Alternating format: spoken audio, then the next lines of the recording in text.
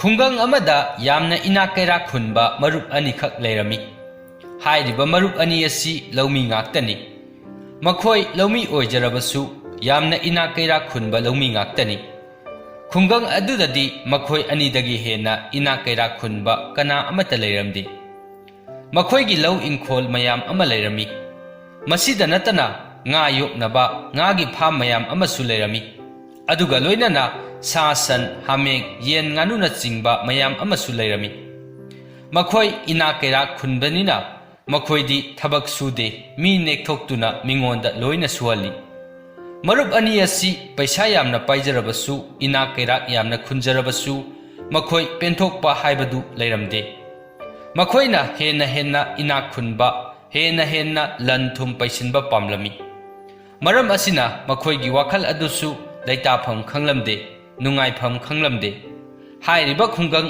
ꯑꯁꯤꯗꯁꯨ ꯂꯥꯏꯔꯕ ꯂꯧꯃꯤ ꯑꯃ ꯂꯩꯔꯝꯃꯤ꯫ ꯃꯍꯥꯛꯇꯤ ꯌꯥꯝꯅ ꯂꯥꯏꯔꯕ ꯂꯧꯃꯤ ꯑꯃꯅꯤ꯫ ꯃꯍꯥꯛꯀꯤ ꯂꯧ ꯌꯥꯝꯅ ꯂꯩꯖꯗꯦ꯫ ꯃꯍꯥꯛꯀꯤ ꯍꯥꯏꯕꯕꯨ ꯃꯍꯥꯛꯅ ꯃꯅꯥ ꯃꯁꯤꯡ ꯊꯥꯅꯔꯤꯕ ꯃꯍꯥꯛꯀꯤ ꯏꯪꯈꯣꯜ ꯃꯆꯥ ꯑꯗꯨꯃꯅꯦ, ꯑꯗꯨꯒ ꯃꯍꯥꯛꯀꯤ ꯁꯟꯕꯤ ꯑꯃꯅꯦ, ꯃꯗꯨ ꯃꯉꯥꯏꯔꯦ ꯃꯍꯥꯛꯀꯤ ꯂꯩꯖꯔꯤꯕ ꯍꯥꯏꯕꯕꯨ꯫ ꯂꯧꯃꯤ ꯑꯁꯤ ꯂꯥꯏꯔꯖꯔꯕꯁꯨ ꯃꯍꯥꯛꯀꯤ ꯂꯩꯔꯤꯕ ꯈꯔ ꯑꯗꯨꯅ ꯄꯦꯟꯊꯣꯛꯆꯩ꯫ ꯃꯍꯥꯛꯀꯤ ꯋꯥꯈꯜꯗ ꯀꯂꯛ ꯃꯤꯍꯧꯕ ꯂꯟ ꯊꯨꯝ ꯃꯌꯥꯝ ꯑꯃꯒꯤ ꯑꯄꯥꯝꯕ ꯂꯩꯔꯝꯗꯦ꯫ ꯃꯍꯥꯛꯇꯤ ꯃꯇꯝ ꯄꯨꯝꯅꯃꯛꯇ ꯑꯗꯨꯃꯛ ꯃꯣꯃꯣꯟ ꯅꯣꯛꯇꯨꯅ ꯅꯨꯡꯉꯥꯏꯗꯨꯅꯇ ꯂꯩꯔꯝꯃꯤ꯫ ꯑꯗꯨꯒ ꯑꯇꯣꯞꯄ ꯃꯤꯒꯤ ꯃꯇꯦꯡꯁꯨ ꯌꯥꯝꯅ ꯄꯥꯡꯂꯝꯃꯤ꯫ ꯑꯗꯨꯒ ꯃꯍꯥꯛꯅ ꯅꯨꯃꯤꯠ ꯈꯨꯗꯤꯡꯒꯤ ꯇꯨꯝꯃꯝꯗꯥꯏꯗ ꯂꯥꯏ ꯈꯨꯔꯨꯝꯖꯔꯝꯃꯤ꯫ ꯃꯍꯥꯛꯀꯤ ꯁꯟ ꯑꯗꯨꯕꯨ ꯅꯨꯡꯇꯤꯒꯤ ꯃꯕꯨꯛ ꯊꯟꯅ ꯄꯤꯖꯕ ꯉꯝꯍꯟꯕꯤꯌꯨ, ꯑꯗꯨꯒ ꯃꯍꯥꯛꯀꯤ ꯅꯣꯡꯃꯒꯤ ꯑꯋꯥꯠ ꯑꯄꯥ ꯂꯩꯍꯟꯕꯤꯒꯅꯨ, ꯃꯤ ꯃꯌꯥꯝ ꯑꯃꯒꯤ ꯁꯦꯕꯥ ꯇꯧꯕ ꯉꯝꯍꯟꯕꯤꯌꯨ ꯍꯥꯏꯅ ꯃꯍꯥꯛꯅ ꯂꯥꯏ ꯈꯨꯔꯨꯝꯖꯔꯝꯃꯤ꯫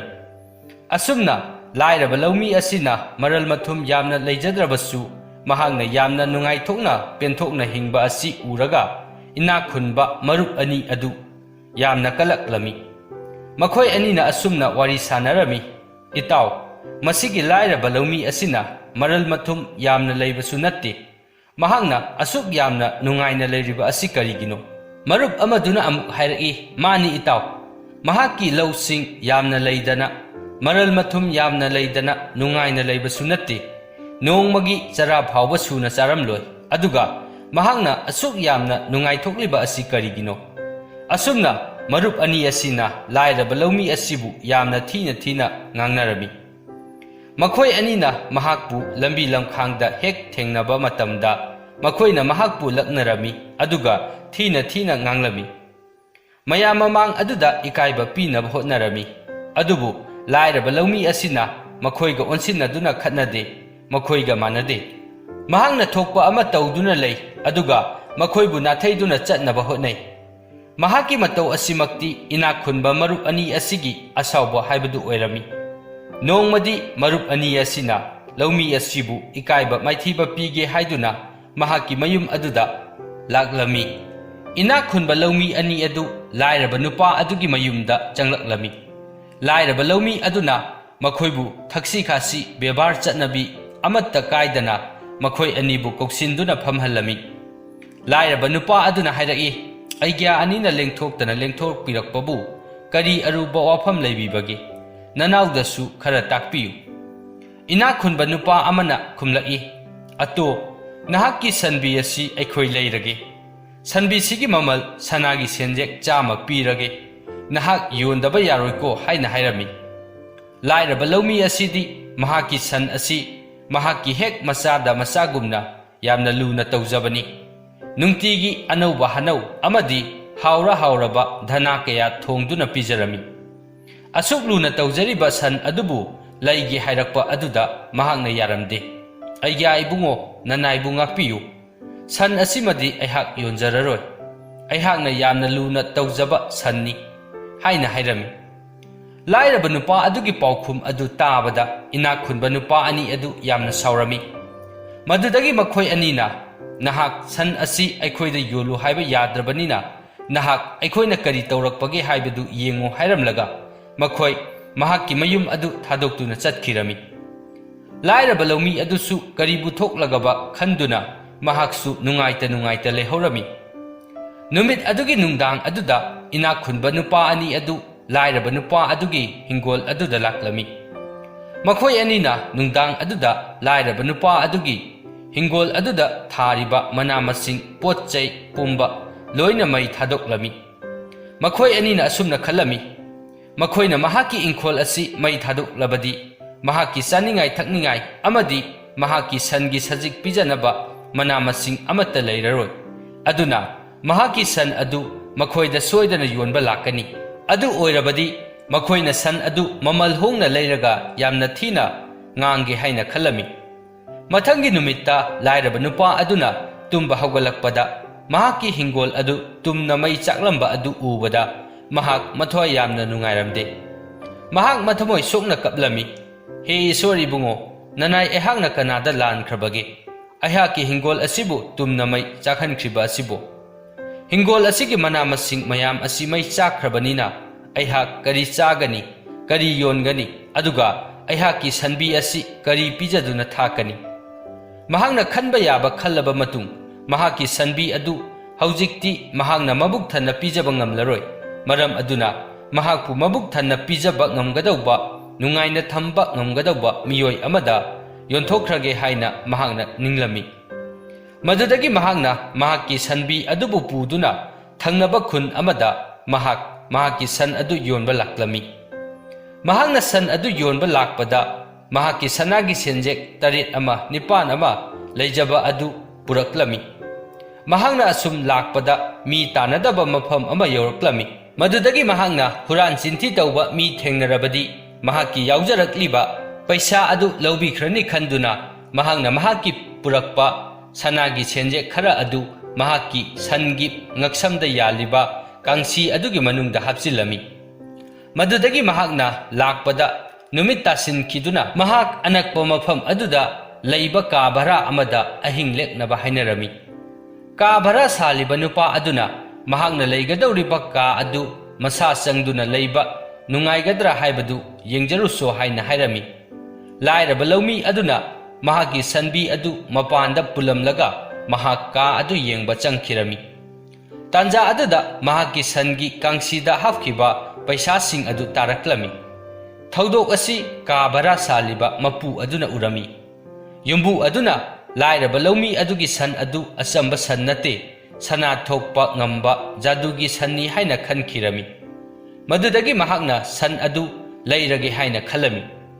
Lairaba nupa aduna ka adu yengba loiraduna mahak thoklaklami. Mahak thoklakpa aduda yumbu aduna mahakpu kari lamda kari tauba chatlibano haina hanglami. Maduda lairaba nupa aduna mahaki san adu thangnaba khun aduda yonba chatke taubani. Adubu mahak numit tasilakpa asida mafam aduda ahing lekpa changlakpani hairami. Khudak aduda yumbu aduna mahaki san adu mahak leijarage aduga madugi mamal oina sanagi senjek 10,000 pijage haina hairami. Lairaba nupa aduna harau harauna mahaki san adu nupa aduda yontoklami. Aduga mahak mathangi ayukta paisa mayam adu puduna mayumda halaklami. Mahakna paisa mayam aduna atopa sanbi kharasu leirami aduga atopa hingol kharasu leirami. Madudagi mahak khungang aduda nungai yaifana amuk panba horoklami. San ama yolaga asuk nungai khalakpa aduda inak khunba nupa ani adu ngaklami.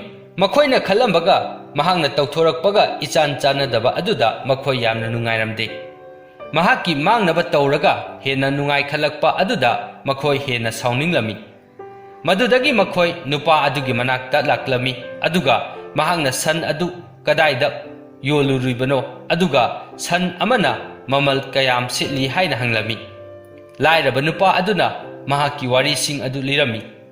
Madudagi inak khunba nupa ani adusu makhoisu mafam aduda makhoigi san adu puduna yonge haina khalami. Madudagi makhoigi sanjam adu puraduna thangnaba khul aduda laklami. Makhoisu numit tasillaktuna ka bhara waifam aduda thunglami.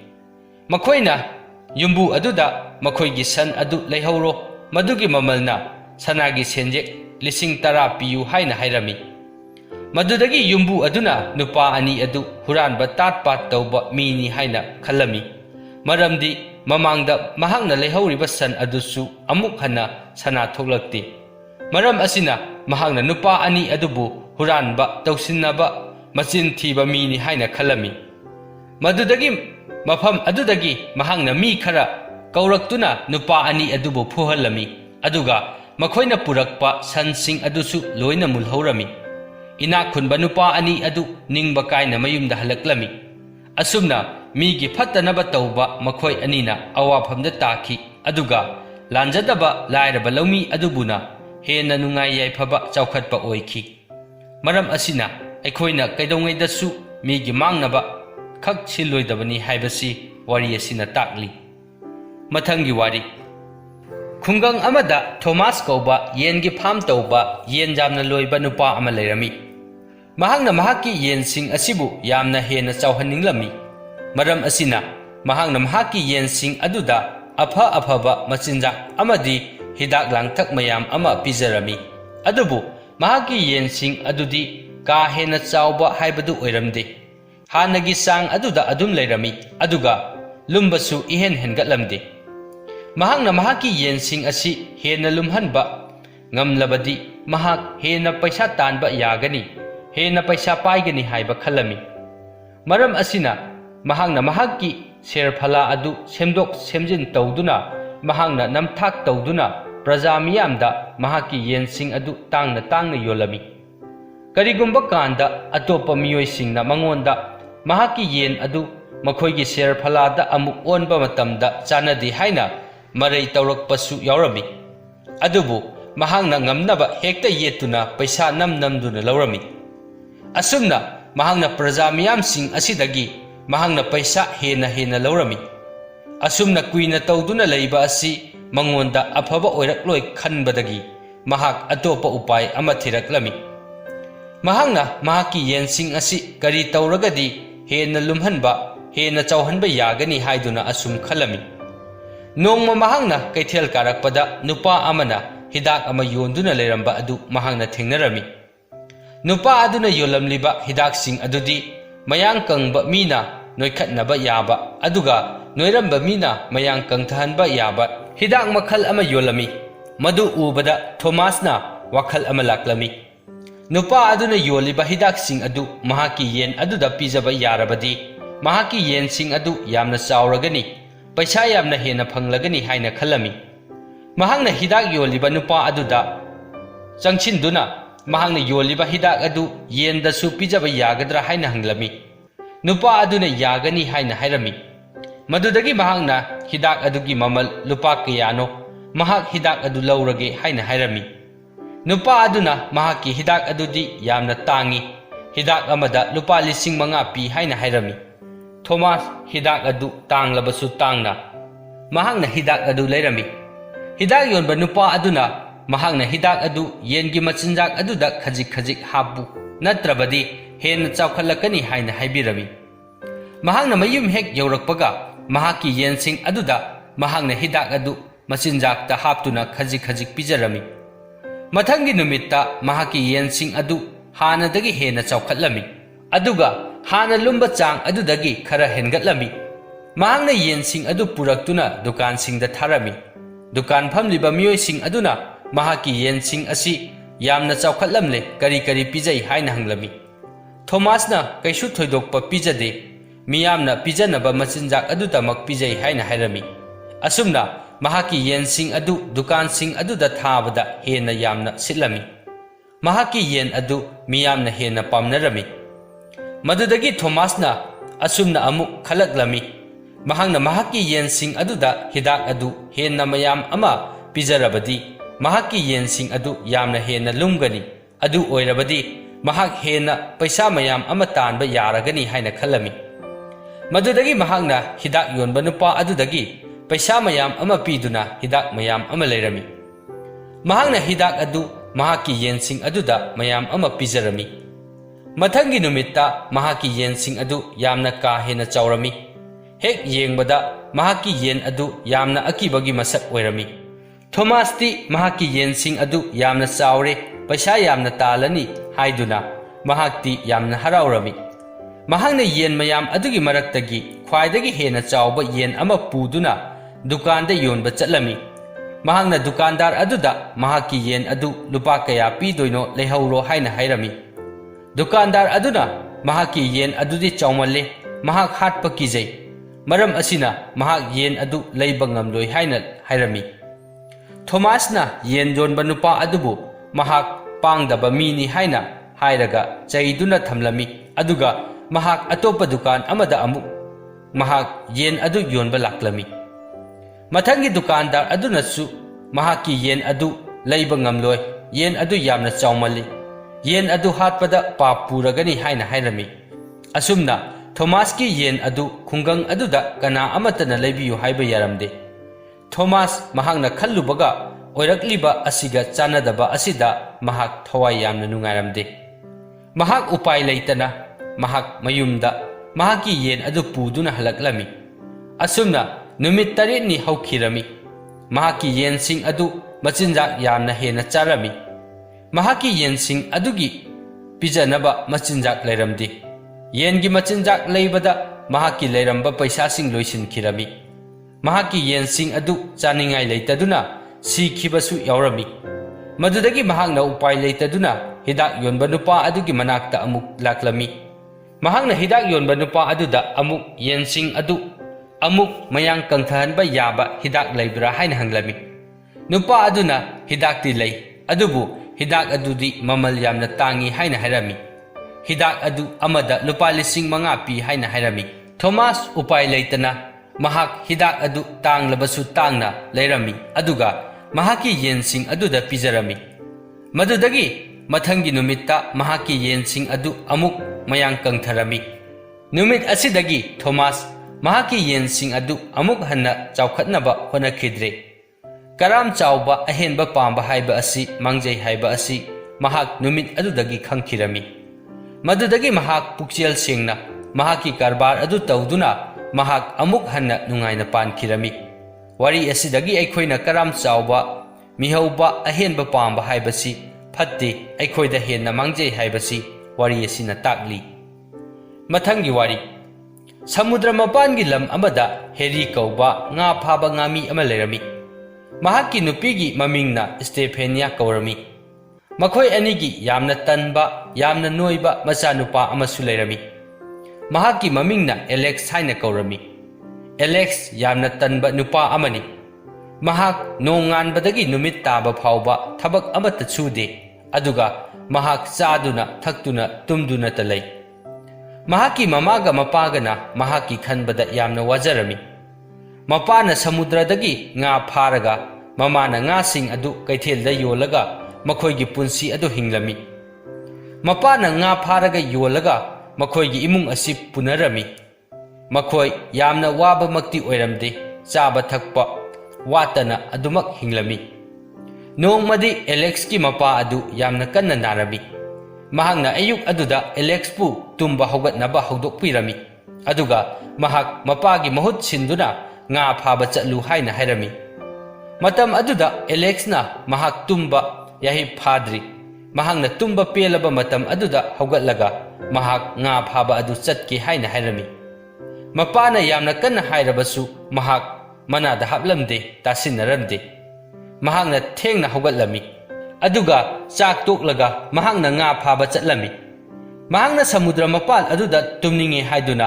महांगना तुमथोक्तुना Laramie महांगना तुम्बा हौगलकपा मतम अदुददी नुमित तागदबगी तौदुना लेरमले महांगना nga फानबा होटनरमी अदुबु महाक nga फाबदी हैरमदे महांगना सुमनतगी nga मचा अनिखक फारमी महाक nga अनि अदु पुदुना मयुमदा लाक्लमी ममाना nga अनि अदु थोंगदुना Alex का मपागा पिजरमी अदुगा महांगना नुंदांगदुमदी चरा हेलमी नुंगतीगी एलेक्सना nga खजिक खजिकतंग फादुना पुरकपा असिना मखोयगी इमुंग अदुगी फिबम अदु यामना लुसिलक्लमी महाकी मपागी अनाबगी फिबम लुसिलक्लमी महाकी ममासु चादबना मयांग यामना कंसिलक्लमी एलेक्स महाकसु ज्ञान तारक्लमी महांगना असुम तौदना लैरबदी महाकी इमुंग अदु यामना वाना लैरगनी हाइबा महाक खंगलमी मसिदगी महांगना अयुक ngana hogatuna nga phana bhonarami adubu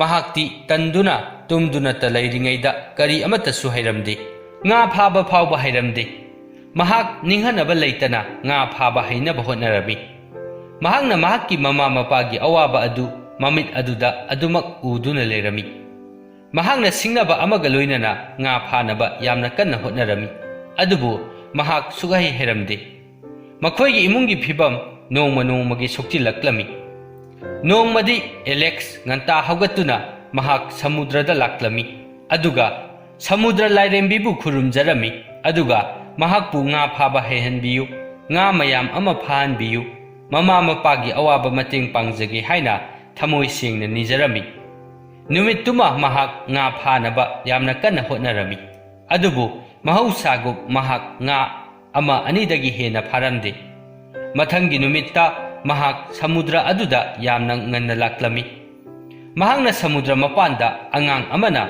ꯉꯥ ꯐꯥꯗꯨꯅ ꯂꯩꯔꯝꯕ ꯑꯗꯨ ꯊꯦꯡꯅꯔꯝꯃꯤ꯫ ꯃꯍꯥꯛꯅ ꯑꯉꯥꯡ ꯑꯗꯨꯗ ꯃꯍꯥꯛꯁꯨ ꯉꯥ ꯐꯥꯕ ꯇꯥꯛꯄꯤꯌꯨ ꯍꯥꯏꯅ ꯍꯥꯏꯖꯔꯝꯃꯤ꯫ ꯑꯉꯥꯡ ꯑꯗꯨꯅ ꯑꯦꯂꯦꯛꯁꯇ ꯉꯥ ꯐꯥꯕꯒꯤ ꯃꯟꯇ꯭ꯔ ꯑꯃ ꯇꯥꯛꯄꯤꯔꯝꯃꯤ꯫ ꯃꯟꯇ꯭ꯔ ꯑꯗꯨꯕꯨ ꯁꯣꯜꯂꯕꯗꯤ ꯉꯥꯁꯤꯡ ꯑꯗꯨ ꯃꯍꯥꯛꯀꯤ ꯉꯥ ꯍꯥꯞꯅꯕ ꯄꯣꯂꯥꯡ ꯑꯗꯨꯗ ꯉꯥ ꯃꯌꯥꯝ ꯑꯗꯨ ꯃꯇꯣꯝꯇ ꯆꯣꯡꯈꯠꯆꯔꯛꯀꯅꯤ ꯍꯥꯏꯅ ꯍꯥꯏꯔꯝꯃꯤ꯫ ꯑꯦꯂꯦꯛꯁꯅ ꯃꯟꯇ꯭ꯔ ꯑꯗꯨ ꯐꯥꯔꯝꯃꯤ, ꯑꯗꯨꯒ ꯃꯍꯥꯛꯅ ꯃꯟꯇ꯭ꯔ ꯑꯗꯨ ꯆꯥꯡꯌꯦꯡ ꯇꯧꯔꯝꯃꯤ꯫ ꯍꯥꯏꯕꯒ ꯇꯧꯕꯒ ꯃꯟꯇ꯭ꯔ ꯑꯗꯨꯒꯤ ꯃꯇꯦꯡꯅ ꯃꯍꯥꯛ ꯉꯥ ꯃꯌꯥꯝ ꯑꯃ ꯐꯥꯕ ꯉꯝꯂꯝꯃꯤ꯫ ꯇꯁꯦꯡꯕꯗꯤ ꯑꯉꯥꯡ ꯑꯗꯨ ꯁꯃꯨꯗ꯭ꯔꯒꯤ ꯂꯥꯏꯔꯦꯝꯕꯤ ꯑꯗꯨꯅ ꯑꯣꯟꯕ ꯑꯉꯥꯡ ꯑꯃ ꯑꯣꯏꯔꯝꯃꯤ꯫ ꯑꯦꯂꯦꯛꯁꯅ ꯊꯃꯣꯏ ꯁꯦꯡꯅ ꯍꯥꯏꯖꯕ ꯑꯗꯨꯗ ꯃꯍꯥꯛꯀꯤ ꯑꯅꯤꯡꯕ ꯑꯗꯨ ꯁꯃꯨꯗ꯭ꯔ ꯂꯥꯏꯔꯦꯝꯕꯤ ꯑꯗꯨꯅ ꯊꯨꯡꯍꯟꯕꯤꯕꯅꯤ꯫ ꯑꯦꯂꯦꯛꯁ ꯃꯌꯨꯝꯗ ꯍꯜꯂꯛꯇꯨꯅ ꯃꯃꯥꯗ ꯉꯥꯁꯤꯡ ꯑꯗꯨ ꯁꯤꯟꯅꯔꯝꯃꯤ, ꯑꯗꯨꯒ ꯃꯍꯥꯛꯅ ꯋꯥꯔꯤ ꯄꯨꯝꯕ ꯃꯃꯥꯗ ꯂꯤꯔꯝꯃꯤ꯫ ꯃꯃꯥꯅ ꯉꯥꯁꯤꯡ ꯑꯗꯨ ꯀꯩꯊꯦꯜꯗ ꯌꯣꯟꯗꯨꯅ ꯄꯩꯁꯥ ꯃꯌꯥꯝ ꯑꯃ ꯐꯪꯂꯝꯃꯤ꯫